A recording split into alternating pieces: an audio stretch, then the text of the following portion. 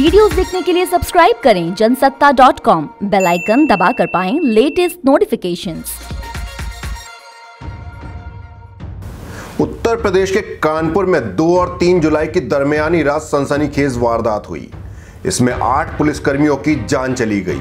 दरअसल UP police history sheeter विकास दुबे को पकड़ने गई थी, लेकिन बदमाशों को पुलिस के आने की भनक पहले से ही लग चुकी थी। उन्होंने जेसीबी अड़ाकर पुलिस का रास्ता रोक दिया। जब पुलिस के जवान अपनी गाड़ियों से उतरे तो उन पर ताबड़तोड़ फायरिंग की गई। अब पुलिस जवाबी कार्रवाई कर रही है।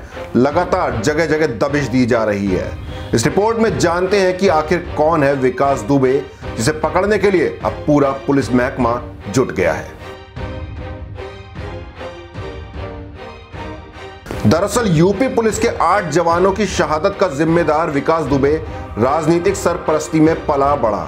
बचपन से ही वो अपराध की दुनिया में अपना नाम बनाना चाहता था।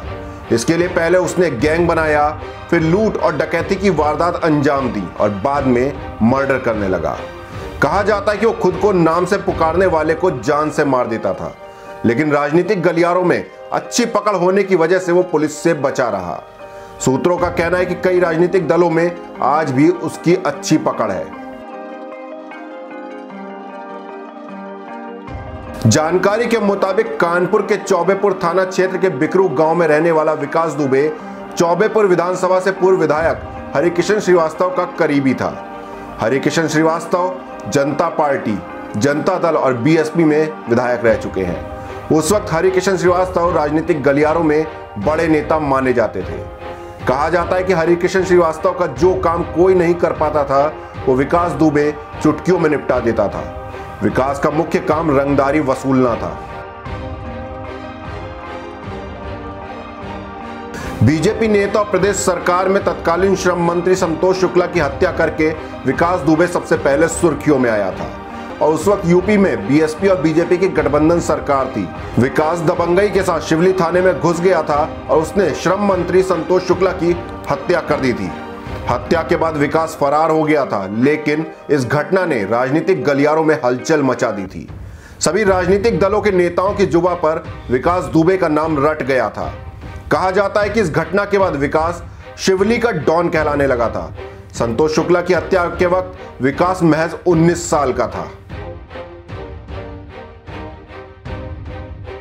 जानकारी के मुताबिक विकास दुबे ने बेहद कम समय में अपराध की दुनिया में बड़ा नाम कमा लिया। कहा जाता है कि पुलिस ने कई बार उसके एनकाउंटर का प्लान बनाया, लेकिन राजनीतिक पार्टियों के दबाव में पुलिस हिम्मत नहीं जुटा पाई। सूत्र बताते हैं कि विकास दुबे को जिले के एक पूर्व सांसद का भी संरक्षण मिला हुआ था। गौरतलब है कि विकास दुबे के नाम का ऐसा खौफ था कि वो जहां खड़ा हो जाता, उसके सामने टिकने की कोई भी हिम्मत नहीं दिखा पाता। अपराध की दुनिया में वर्चस्व बनाने के बाद वो बीएसपी से जुड़ गया और जिला पंचायत सदस्य भी बना। हालांकि यूपी में बीएसपी की सरकार जाने के बाद वो गुमनामी की दुनिया में खो गया। इसके बाद उसकी पत्नी निर्दलीय जिला पंचायत सदस्य चुनी गई थी। जानकारी के मुताबिक विकास दुबे का एक छोटा भाई था, अविनाश दुबे। दोनों ने क्राइम की दुनिया में कोहराम मचा रखा था, लेकिन बावरिया गिरोह ने अविनाश की हत्या कर दी। इसके बाद विकास कमजोर पड़ गया। इस रिपोर्ट में हमने आपको विकास दुबे की खौफनाक हिस्ट्री से रूबरू कराया।